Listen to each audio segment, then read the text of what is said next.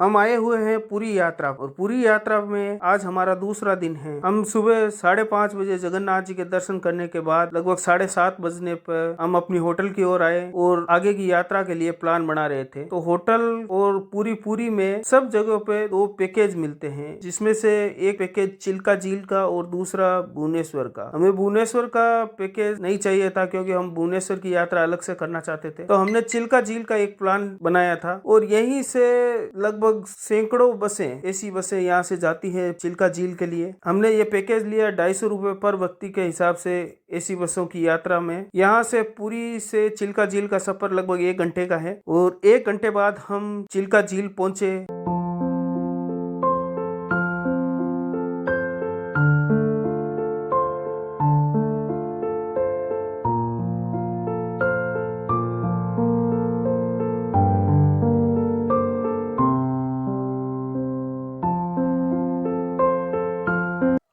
नमस्कार दोस्तों, स्वागत है आपका हमारे इस चैनल पे, जहां हम आपको भारत के प्राकृतिक सुंदरता से रूबरू कराते हैं, साथ ही धार्मिक दर्शनीय स्थलों के भी दर्शन करवाते हैं। आज हम आपको ले चलेंगे एशिया की सबसे बड़ी खारे पानी की झील चिल्का झील का अद्भुत यात्रा पर। अगर आप प्रकृति प्रेमी हैं और पक्षियों के करीब से देखना चाहते हैं तो ये वीडियो आपके लिए है। ये चिल्का झील भारत के उड़ीसा राज्य में स्थित एशिया की सबसे बड़ी खारे पानी की झील है। इस झील का नाम सुनते ही प्राकृतिक सुंदरता, विभिन्न प्रकार के पक्षी और विस्तृत जल हमारे मन में चित्रित होता है। ये झील न केवल भारत में बल्कि पूरे विश्व में प्रसिद्ध है। चिल्का झील का निर्माण लगभग 4500 साल पहले हुआ था। इस झील का वर्णन रामायण और महाभारत काल में उल्लेखित है। इस झील से कुछ ही दूर पे समुद्र स्थित है दोस्तों। चिल्का झील उड़ीसा राज्य में स्थित है और ये भारत के सबसे बड़े वेटलैंड्स में एक है। इस झील का क्षेत्रफल करीब 1100 वर्ग किलोमीटर है। ये झील 3 जिलों पुरी, गजाम और खुद्रा में फैली हुई है। ये झील सर्दियों के मौसम में प्रवासी पक्षियों का अद्भुत नजारा प्रस्तुत करती है।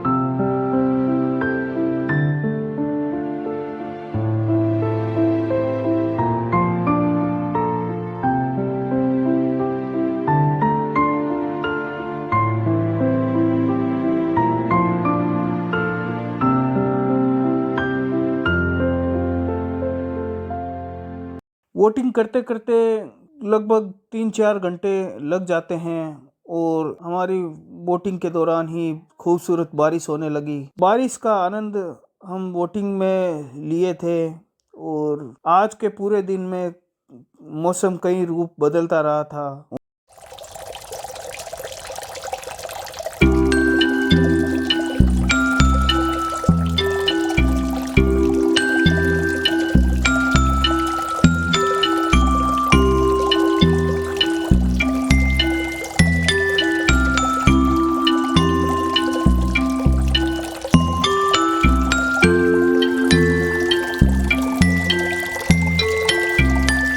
मछलियों की कई प्रजातियां कछुए झील में मिलने के लिए खासकर डॉल्फिन पाई जाती हैं, जिसे इरावदी डॉल्फिन भी कहते हैं। ये डॉल्फिन इस झील की पहचान बन चुकी हैं और इसके दर्शन करने के लिए ही आज हम यहाँ पे आए हैं। झील की सुंदरता और पानी की अत्यधिक सुंदरता मन मोह ले, और डॉल्फिन का नजारा देखिए, कितना ही प्यारा डॉल्फिन नजर आ रहा है। और इस डॉल्फिन को देखने के लिए हमने काफी मशक्कत की। लगभग 2 घंटे की यात्रा करने के बाद डॉल्फिन दिखे। डॉल्फिन कुछ पानी के स्तर पे ही दिख रहे हैं, इसलिए स्पष्ट रूप से नहीं दिखाई दे रहे हैं, बट फिर भी हमको दिखाई दे पाए हैं।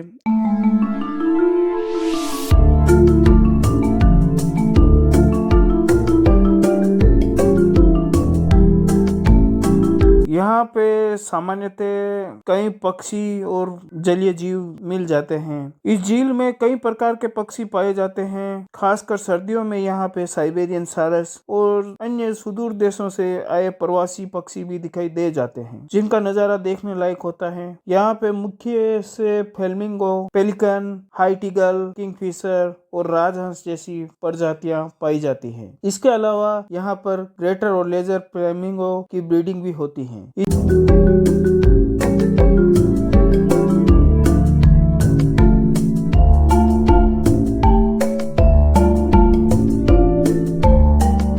इस झील की सुंदरता का वर्णन करने के लिए हमारे पास शब्द कम पड़ जाएंगे। उसके आसपास के पहाड़ और हरे भरे वन का अद्भुत दृश्य बहुत ही शानदार लगता है। यहाँ पे स्थित अलग अलग द्वीप जैसे नलवाना द्वीप, कलजई द्वीप, बारकुल आदि के विशेष महत्व रखते हैं। यह नाला द्वीप में प्रमुख रूप से पक्षियों के लिए अभ्यारण्य है और यहाँ पक्षी प्रेमी का जमावड़ा लगा रहता है। वहीं कालताई द्वीप में माता कालजई का मंदिर है, जो श्रद्धालुओं का आकर्षण का केंद्र भी है।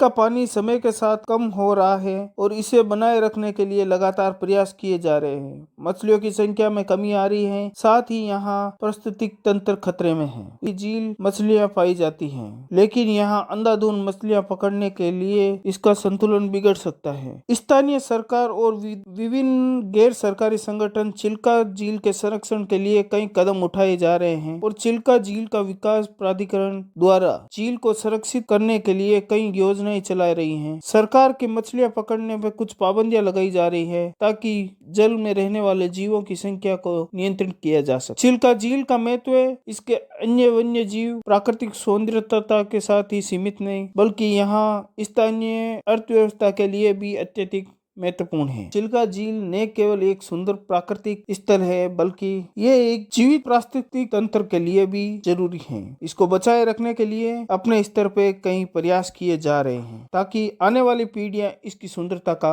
आनंद ले सकता है। अगर आप चिल्का झील की यात्रा की योजना बना रहे हैं तो सबसे अच्छा समय सर्दियों का है, जहाँ आपको प्रवासी पक्षियों को भी देख सकते हैं। पूरी भुवनेश्वर और गजाम से चिल्का झील आसानी से पहुंच सकते हैं। यहाँ कई गेस्ट हाउस और रिसोर्ट भी हैं जहां आप रुक भी सकते हैं। यह झील सर्दियों के मौसम में प्रवासी पक्षियों का अद्भुत नज़ारा प्रस्तुत करती है, जिनमें से साइबेरियन सारस से हजारों प्रवासी पक्षी यहाँ आते हैं, जिससे ये बर्ड वॉचर्स के लिए स्वर्ग बन जाता है। आप यहाँ राजहंस यानी कि flamingo, grey headed geese, Dalmatian, pelican जैसे पक्षियों को देख सकते हैं। यहाँ का सूर्यास्त का नजारा बेहद मंत्रमुग्ध करने वाला होता है। शाम के समय झील का पानी, आसमान का रंग और पक्षियों की उड़ान का संगम अद्वितीय होता है।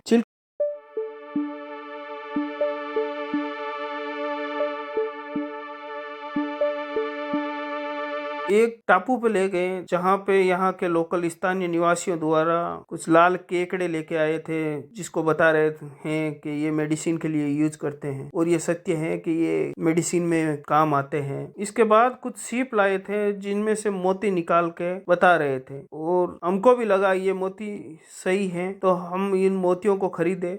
इसके बाद कुछ समुद्री पत्थरों के बारे में इन्होंने बताया था जो हमें थोड़ा संशय लग रहा था। हालांकि हमने भी लिया है, सही है नहीं है इसके बारे में हम कुछ कह नहीं सकते हैं, बट इन पत्थरों को तोड़ के इसमें से इन्होंने मून स्टोन और पुखराज, मूंगा ये सब एक ही टाइप के पत्थरों से निकाला, जो एक संशय का विषय है कि ये एक ही तरीके के पत्थर में अलग अलग रूप से रत्न कैसे मिल सकते हैं। इसके बारे में हमको थोड़ा संशय है। इसकी जानकारी कुछ विशेषज्ञ ही दे सकते हैं, इसके बारे में हमको ज्यादा जानकारी नहीं। अगर आपको इसके बारे में जानकारी है तो कमेंट बॉक्स में जरूर लिखें।